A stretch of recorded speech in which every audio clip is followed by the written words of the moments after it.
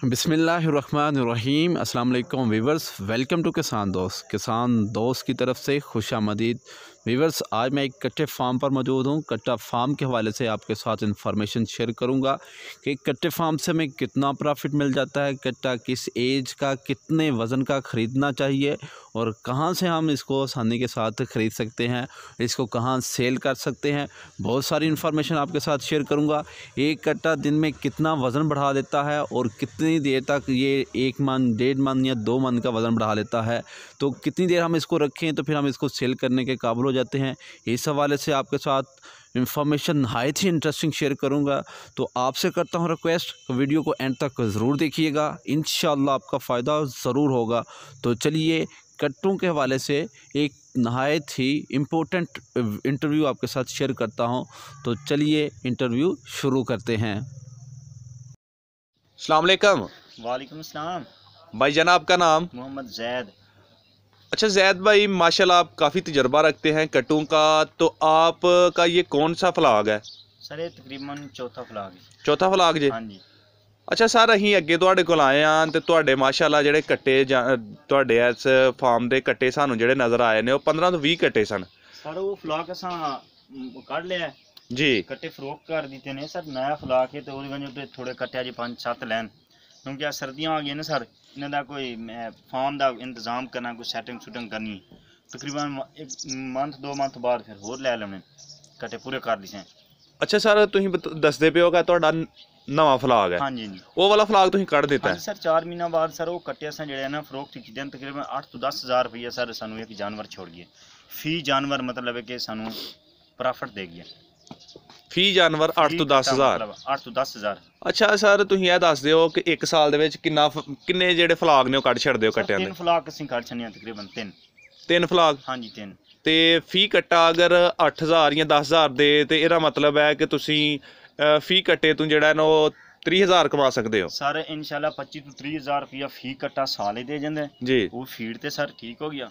Feed ਤੇ ਅਗਰ ਕੋਈ ਭਾਈ ਅਗਰ 100 ਜਾਨਵਰ ਰੱਖਦਾ ਹੈ, 100 ਕੱਟਾ ਪਾਲਦਾ ਹੈ, ਤੇ ਅਗਰ 100 ਦਾ ਤੁਸੀਂ ਸੰਭਾਲੋ ਕਿ ਇੱਕ ਕੱਟਾ ਉਹਨੂੰ ਅਗਰ 20000 ਵੀ ਦਿੰਦਾ ਹੈ ਤੇ 100 ਕੱਟੇ ਦੇ ਪੈਸੇ ਸੰਭਾਲੋ ਕਿ ਕਿੰਨਾ ਇਜ਼ਾਫਾ ਹੁੰਦਾ ਹੈ। ਜੀ ਜੀ। ਅਗਰ ਉਹ ਮਿਹਨਤ ਕਰੇ ਦਿਲੀ ਤੌਰ ਤੇ।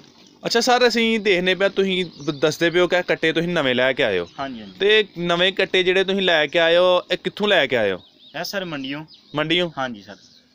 ਅੱਛਾ, ਮੰਡੀਓਂ ਤੁਸੀਂ ਖਰੀਦ ਕੇ ਲਿਆਏ ਹੋ ਤੇ ਇਹ ਦੇਖਨੇ ਪਿਆ ਅਸੀਂ ਬੜੇ ਮਾੜੇ ਨਜ਼ਰ ਆਉਂਦੇ ਪਏ ਨੇ। ਸਰ ਫਿਰ ਉੱਥੇ ਮਾੜਾ ਕੱਟਾ ਹੁੰਦਾ ਨਾ, ਚੰਗਾ ਜਿਹੜਾ ਹੁੰਦਾ ਉਹ ਫਿਰ ਚੰਗਾ। ਅਗਰ ਥੋੜਾ ਲਿਸਾ ਕੱਟਾ ਨਾ ਲਵੀਏ, ਅਗਰ ਫੁੱਲ ਭਰਪੂਰ ਲਵੀਏ ਤੇ ਫਿਰ ਉਹਨੂੰ ਅਗਰ ਕੇਅਰ ਕਰੀਏ ਤਾਂ ਉਹਦੇ ਚ ਪ੍ਰੋਫਿਟ ਕੁਝ ਘੱਟ ਹੁੰਦੀ। ਕੱਟਾ ਸਿਹਤਮੰਦ ਹੋਵੇ, ਥੋੜਾ ਲਿਸਾ ਹੋਵੇ, ਦੀ ਕੋਈ ਉਹ ਜਦੋਂ ਬੰਦਾ ਖੁਦ ਕੇਅਰ ਕਰ ਦੇਣਾ ਉਹਨੂੰ ਉਸ ਲਿਮਿਟ ਤੱਕ ਬੰਦਾ ਪਹੁੰਚਾ ਲੈਂਦਾ। ਅੱਛਾ ਸਰ, ਇਹ ਦੱਸ ਦਿਓ ਤੁਸੀਂ ਕਿ ਇਹ ਕੱਟੇ ਜਿਹੜੇ ਨੇ ਜਦੋਂ ਖਰੀਦਣੇ ਚਾਹੀਦੇ ਨੇ ਤੇ ਕਿੰਨੀ ਉਮਰ 'ਚ ਖਰੀਦਣੇ ਚਾਹੀਦੇ ਨੇ? ਸਰ ਤਕਰੀਬਨ ਸਾਲ ਤੋਂ ਸਵਾ ਸਾਲ ਦਾ ਕੱਟਾ ਹੋਣਾ ਚਾਹੀਦਾ। ਸਾਲ ਤੋਂ ਸਵਾ ਸਾਲ ਦਾ ਕੱਟਾ ਕਿੰਨੇ ਕੁ ਦਾ ਮਿਲ ਜਾਂਦਾ ਹੈ? ਵਿੱਚ ਹੋਣਾ ਚਾਹੀਦਾ ਤਕਰੀਬਨ। ਇਹ ਕਿੰਨੇ ਕੁ ਦਾ ਮਿਲ ਜਾਂਦਾ ਹੈ? ਸਰ ਤਕਰੀਬਨ ਮਿਲ ਜਾਂਦਾ 25000 ਦੀ ਰੇਂਜ। 25000? ਹਾਂਜੀ। ਅੱਛਾ, 25000 ਦਾ ਲਿਆ ਕੇ ਤੁਸੀਂ 4 ਮਹੀਨੇ ਕੋਲ ਰੱਖਦੇ ਹੋ? ਹਾਂਜੀ। 4 ਮਹੀਨੇ ਦੇ ਵਿੱਚ ਫੀ ਕੱਟੇ ਦੇ ਉੱਤੇ ਕਿੰਨਾ ਖਰਚਾ ਆ ਜਾਂਦਾ? ਸਰ ਇਹ ਤੁਸੀਂ ਜ਼ੇਨ ਰੱਖ ਲਓ ਕਿ 150 ਰੁਪਈਆ ਇੱਕ ਦਿਹਾੜੀ ਦਾ ਖਰਚਾ ਕੱਟਾ ਕਰਦਾ ਹਰ ਚੀਜ਼ ਦਾ? ਹਾਂਜੀ, ਵੰਡਾ ਤੇ ਤੂੜੀ ਸਮੇਤ ਮਤਲਬ 150 ਰੁਪਈਆ ਤਕਰੀਬਨ। ਮੰਥ ਦਾ ਤਕਰੀਬਨ ਸਰ ਬਣ ਜਾਂਦਾ ਇਹਦਾ 4500 ਰੁਪਈਆ। 4500? ਹਾਂਜੀ। ਤੇ 4 ਮਹੀਨੇ ਕੋਲ ਰੱਖ ਕੇ ਤੇ ਫਿਰ ਫੀ ਕੱਟਾ ਤੁਸੀਂ ਦੱਸ ਰਹੇ ਹੋ ਕਿ 8 ਤੋਂ 10000 ਦੇ ਦਿੰਦਾ? ਹਾਂਜੀ। ਅੱਛਾ ਸਰ, 8 ਜਾਂ 10 ਇਹਨਾਂ 'ਚ ਫਰਕ ਕੀ ਹੈ? ਕਈ 8 ਦਿੰਦੇ ਨੇ, ਕਈ 10 ਦਿੰਦੇ। ਕੋਈ ਸਾਡੀ ਲਾਪਰਵਾਹੀ ਹੁੰਦੀ ਇਸ ਵਜ੍ਹਾ ਤੋਂ ਸਰ, ਲਾਪਰਵਾਹੀ, ਲੇਕਿਨ ਪੂਰੀ ਤਵੱਜੋ ਨਾ ਕੀਤੀ ਉਸ ਵਜ੍ਹਾ ਤੋਂ 6-7 ਹਜ਼ਾਰ ਵੀ ਜਾਨਵਰ ਦੇ ਜਾਂਦਾ ਹੈ ਫੀ ਕੱਟਾ, ਲੇਕਿਨ ਉਹ ਲਾਪਰਵਾਹੀ ਤੋਂ। ਅਗਰ ਫੁੱਲ ਬਾਰੀਕੀ ਨਾਲ ਇਹਨਾਂ ਤੇ ਤਵੱਜੋ ਕੀਤੀ ਜਾਵੇ, ਬਿਲਕੁਲ 10000 ਰੁਪਈਆ ਸਾਰੇ। ਅੱਛਾ ਸਰ, ਇਹ ਜਿਹੜੇ ਤੁਸੀਂ ਦੱਸ ਰਹੇ ਹੋ ਕਿ 1-1 ਸਾਲ ਦੇ ਜਾਂ 1.5 ਸਾਲ ਦੇ ਕੱਟੇ ਲਿਆਂਦੇ ਨੇ, ਇਹਨਾਂ ਦਾ ਵਜ਼ਨ ਤਕਰੀਬਨ ਹੁਣ ਕਿੰਨਾ ਜੇ? ਸਰ ਕੋਈ 1.5 ਮਣ ਦਾ, ਕੋਈ 1.25-2 ਮਣ ਦਾ, ਇਸ ਤਰੀਕੇ ਨਾਲ ਸਰ।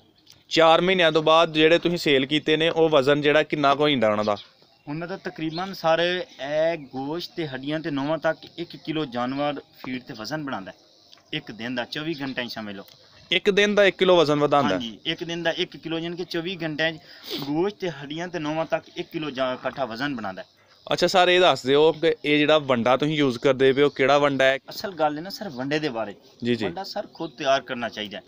ਖੁਦ ਤਿਆਰ ਕਰਨਾ ਚਾਹੀਦਾ? ਖੁਦ ਕਰਨਾ ਚਾਹੀਦਾ। ਜਿਹੜਾ ਆਪਾਂ ਬਾਜ਼ਾਰੀ ਵੰਡਾ ਲੈਨੇ ਨਾ, ਜੀ ਜੀ, ਦੁਕਾਨਾਂ ਤੋਂ ਲੋਕਲ ਵੰਡਾ ਲੈਨੇ ਆ, ਵੰਡਾ ਸਹੀ ਨਹੀਂ ਹੁੰਦਾ। ਜਿਹੜਾ ਤੁਸੀਂ ਚੌਕਰ ਪੈਂਦੇ ਨੇ ਇਹ ਜ਼ਹਿਰ ਜਾਨਵਰ ਨੂੰ ਕਰਦਾ ਹੈ। ਜੀ ਜੀ। ਲੇਕਿਨ ਲੋਕ ਕਹਿੰਦੇ ਨੇ ਕਿ ਯਾਰ ਚੌਕਰ ਪਾ ਰਹੇ ਆ, ਜਾਨਵਰ ਦੁੱਧ ਦੇ ਰਿਹਾ। ਕੁਝ ਜਾਨਵਰ ਜਿਹੜਾ ਨਾ ਵੰਡਾ ਤੁਸੀਂ ਖੁਦ ਤਿਆਰ ਕਰੋ। ਵੰਡਾ ਤਿਆਰ ਕਰਨ ਦਾ ਮਕਸਦ ਹੈ ਕਿ 5 ਕਿਲੋ ਤੁਸੀਂ ਬਾਜਰਾ ਲੈ ਲਓ। ਜੀ ਜੀ ਠੀਕ ਹੋ ਗਿਆ ਸਰ। ਉਸ ਤੋਂ ਬਾਅਦ ਜਨਾਬ 5 ਕਿਲੋ 80 ਦੀ ਖਲ ਲੈ ਲਓ। 10 ਕਿਲੋ ਸਰ ਤੁਸੀਂ ਜਵਾਰ ਲੈ ਲਓ। ਜਵਾਰ ਠੀਕ ਹੋ ਗਿਆ। ਠੀਕ ਹੈ। ਇਹ 20 ਕਿਲੋ ਵਜ਼ਨ ਹੋ ਗਿਆ। ਉਸ ਤੋਂ ਬਾਅਦ ਸਰ ਤੁਸੀਂ ਉਹਦੇ ਵਿੱਚ ਆਪਣਾ ਕਿਸ ਦਿਨ 10 ਤੋਂ 15 ਕਿਲੋ ਕਣਕ ਪਾ ਦਿਓ।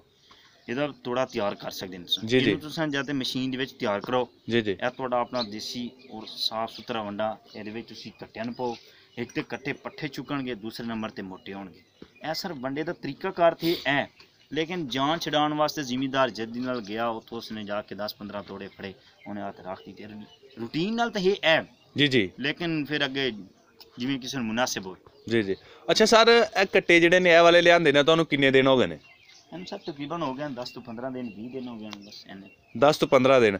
ਅੱਛਾ 10 ਤੋਂ 15 ਦਿਨ ਜਦੋਂ ਮੰਡੀ 'ਚ ਤੁਸੀਂ ਲੈ ਕੇ ਆਉਂਦੇ ਹੋ ਤੇ ਕੀ ਇਹਨਾਂ ਨੂੰ ਆਂਦੇ ਆਸਾਰ ਦਿੰਦੇ ਹੋ? ਸਰ ਮੰਡੀ 'ਚ ਜਦੋਂ ਜਾਨਵਰ ਲਿਆਈ ਦਿਆ ਨਾ, ਫੀ ਕੱਟਣ ਨੂੰ ਆ ਕੇ ਤੇ ਨੇਲਜ਼ਾਂ ਦੀ ਦਵਾਈ ਦੇਣੀ ਚਾਹੀਦੀ ਹੈ ਤਾਂ ਕਿ ਉਹਨਾਂ ਦਾ ਪੇਟ ਵਗੈਰਾ ਸਾਫ਼ ਹੋਵੇ ਕੀੜਿਆਂ ਵਗੈਰਾ ਤੋਂ। ਜੀ ਜੀ। ਉਸ ਤੋਂ ਬਾਅਦ ਉਹਨੂੰ ਤੁਸੀਂ ਫੀਡ ਪਾਓ, ਵੰਡਾ ਪਾਓ। 1 ਕਿਲੋ ਤੋਂ ਸ਼ੁਰੂ ਕਰ ਦਿਓ।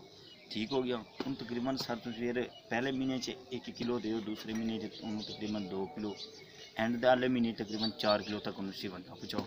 ਠੀਕ ਹੋ ਗਿਆ। ਅੱਛਾ, ਫੀ ਦਿਨ ਦਾ ਐਂਡ ਵਾਲੇ ਮਹੀਨੇ ਦੇ ਵਿੱਚ 4 ਕਿਲੋ 4 ਕਿਲੋ ਵੰਡਾ, 10 ਕਿਲੋ ਤੂੜੀ ਕੱਟਣ ਨੂੰ ਮਿਲਣੀ ਚਾਹੀਦੀ ਐਂਡ ਵਾਲੇ ਦਿਨਾਂ 'ਚ। ਐਂਡ ਚੌਥੇ ਮੰਥ ਦੇ ਵਿੱਚ ਸਾਡੀ। ਅੱਛਾ ਸਰ, ਹੁਣ ਕਿਉਂਕਿ ਸਰਦੀਆਂ ਆ ਰਹੀਆਂ ਨੇ ਤੇ ਤੁਸੀਂ ਕੀ ਸਮਝਦੇ ਹੋ ਕਿ ਸਰਦੀਆਂ ਦੇ ਵਿੱਚ ਇਹਨਾਂ ਦਾ ਗੋਸ਼ਤ ਜਿਹੜਾ ਉਹ ਜ਼ਿਆਦਾ ਵੱਧਦਾ ਹੈ ਕਿ ਜਾਂ ਗਰਮੀਆਂ 'ਚ? ਨਹੀਂ ਸਰ, ਸਰਦੀਆਂ 'ਚ ਬਿਲਕੁਲ ਜ਼ਿਆਦਾ ਵੱਧਦਾ ਹੈ। ਸਰਦੀਆਂ 'ਚ ਗਰਮੀ ਹੁੰਦੀ ਹੈ ਨਾ ਸਰ, ਉਸ ਤੋਂ ਬਾਅਦ ਪੂਰੀ ਕੇਅਰ ਨਹੀਂ ਹੁੰਦੀ ਕੱਟੇ ਦੀ।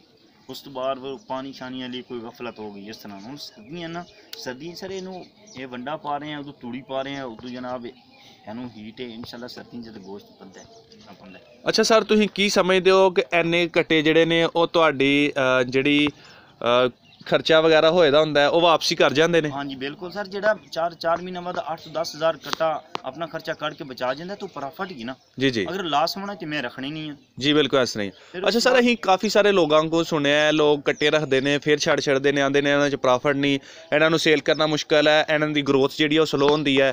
ਤੇ ਕੀ ਵਜ੍ਹਾ ਹੈ ਕਿ ਜਿਹੜੇ ਨੇ ਫਾਰਮ ਜਿਹੜੇ ਨੇ ਫਲਾਪ ਹੁੰਦੇ ਨੇ? ਸਰ ਪਤਾ ਕੀ ਗੱਲ ਹੈ, ਇੱਕ ਮੇਰਾ ਕੋਈ ਐਸਾ ਭਾਈ ਹੈ, ਉਹਨੂੰ ਸ਼ੌਕ ਬਣ ਗਿਆ ਕੱਟਿਆਂ ਦਾ, ਉਸ ਨਵੇਂ ਕੱਟੇ ਪਾ ਲਏ। ਠੀਕ ਹੋ ਗਿਆ। ਉਸ ਵੰਡਾ ਵੀ ਲੈ ਆਂਦਾ, ਮੁਲਾਜ਼ਮ ਵੀ ਰੱਖ ਲਿਆ। ਠੀਕ ਹੋ ਗਿਆ।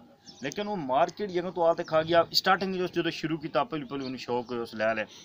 ਜਦੋਂ 2 ਮੰਥ ਗੁਜ਼ਰ ਗਿਆ, 2 ਮੰਥ ਤੋਂ ਬਾਅਦ ਜਨਾਬ ਇਲੈਕਸ਼ਨ ਆ ਗਿਆ, ਇਲੈਕਸ਼ਨ ਦਾ ਦੌਰ ਆ ਗਿਆ, ਇਲੈਕਸ਼ਨ ਦਾ ਟਾਈਮ ਆ ਗਿਆ। ਉਹ ਜਿਹੜਾ ਭਾਈ ਹੈ ਉਹ ਇਲੈਕਸ਼ਨ ਵਿੱਚ ਬਿਜ਼ੀ ਹੋ ਗਿਆ।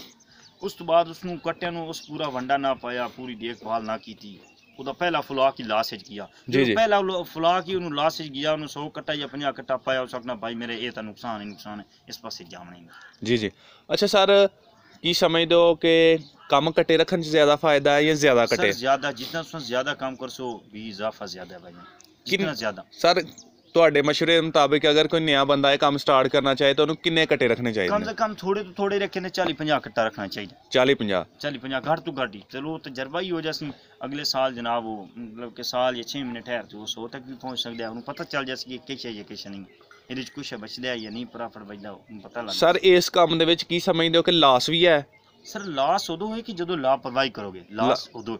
ਠੀਕ ਹੈ। ਲਾਪਰਵਾਹੀ ਕਰੋਗੇ ਕਿ ਜਾਨਵਰ ਲਿਆਉਣ ਦਾ ਤਾਂ ਸ਼ੌਕ ਹੈ, ਜਦੋਂ ਜਾਨਵਰ ਘਰ ਤੱਕ ਪਹੁੰਚ ਗਿਆ ਉਸ ਤੋਂ ਬਾਅਦ 10 ਦਿਨਾਂ ਬਾਅਦ ਉਹ ਬੰਦਾ ਜੈਲਸ ਹੋਣ ਲੱਗ ਗਿਆ ਵੀ ਮੇਰੇ ਵਾਸਤੇ ਅਜ਼ਾਬ ਬਣ ਗਿਆ। ਬੰਨਣਾ, ਖੋਲਣਾ, ਪਾਣੀ ਪਾਉਣਾ, ਇਹਨਾਂ ਨੂੰ ਵੰਡਾ ਲਿਆਉਣਾ, ਉਹ ਇਸ ਗੱਲ ਨੂੰ ਮਤਲਬ ਹੈ ਮੁਨਾਸਿਬ ਨਹੀਂ ਸਮਝਦਾ। ਉਸ ਤੋਂ ਬਾਅਦ ਉਹ ਲਾਸ ਹੀ ਲਾਸ ਹੈ। ਸਰ ਇਹਨਾਂ ਦੇ ਸੇਲ ਕਰਨ ਦੇ ਹਵਾਲੇ ਸਾਨੂੰ ਦੱਸ ਦਿਓ ਕਿ ਸੇਲ ਕਰਨਾ ਆਸਾਨ ਹੈ? ਸਰ ਕੋਈ ਮਸਲਾ ਨਹੀਂ, ਵਪਾਰੀ ਨੂੰ ਕਾਲ ਕਰਨੇ, ਖੁਦ ਹੀ ਠਵਾ ਤੇ ਲੈ ਜਾਣਾ ਫਾਰਮ ਤੋਂ, ਕੋਈ ਮਸਲਾ ਨਹੀਂ। ਅੱਛਾ ਸਰ, ਸਾਨੂੰ ਇਹ ਦੱਸ ਦਿਓ ਕਿ ਕੱਟੇ ਜਿਹੜੇ ਨੇ ਉਹਨਾਂ ਦੇ ਗੋਸ਼ਤ ਵਧਾਉਣ ਵਾਸਤੇ ਤੁਸੀਂ ਕੋਈ ਦੇਸੀ ਫਾਰਮੂਲਾ ਜਾਂ ਦੇਸੀ ਟੋਟਕਾ ਇਸਤੇਮਾਲ ਕਰਦੇ ਹੋ? ਸਰ ਉਹ ਤੁਹਾਨੂੰ ਦੱਸਿਆ ਹੈ ਕਿ ਇਹਦਾ ਮਸਾਲਾ ਬਣਾਉਣਾ ਚਾਹੀਦਾ। ਜੀ ਜੀ। ਖੁਦ ਦੇਸੀ ਮਸਾਲਾ ਬਣਾਉਣਾ ਚਾਹੀਦਾ ਜੀ। ਠੀਕ ਹੈ ਸਰ।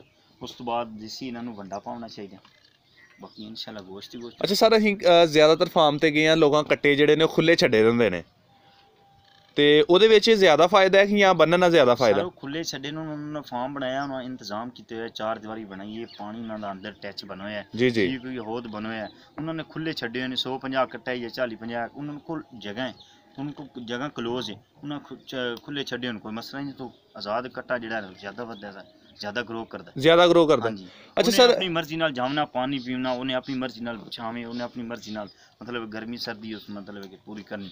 ਆਪਣੀ ਮਰਜ਼ੀ ਨਾਲ ਇਨਸ਼ਾਅੱਲਾ ਉਸ ਦਾ ਗੋਸ਼ਤ ਵੱਧਦਾ ਹੈ। ਕੀ ਸਰ ਸਮਝਦੇ ਹੋ ਅਗਰ ਕੋਈ ਬੰਦਾ ਥੋੜੇ ਪੈਸਿਆਂ ਨਾਲ ਅਗਰ ਇੰਨਾ ਸੈਟਅਪ ਸਟਾਰਟ ਕਰ ਲੇ ਤੇ ਉਹਦਾ ਅੱਛਾ ਜਿਹੜਾ ਬਿਜ਼ਨਸ ਜਿਹੜਾ ਬਣ ਜਾਏਗਾ? ਹਾਂਜੀ ਸਰ, ਉਹ ਖੁਦ ਉਹ ਸਰ ਅਗਰ ਇੰਨਾ ਥੋੜੇ ਜਿਹੇ ਪੈਸੇ ਨਾਲ ਅਗਰ ਉਹ ਇੰਤਜ਼ਾਮ ਕਰੇ ਨਾ, ਜੀ ਜੀ ਕੋਈ ਵੀ ਭਾਈ ਹੈ, ਲੇਕਿਨ ਉਸ ਦੇ ਵਿੱਚ ਇਹ ਕਿ ਖੁਦ ਉਹ ਮਿਹਨਤ ਕਰੇ, ਕੇਅਰ ਕਰੇ।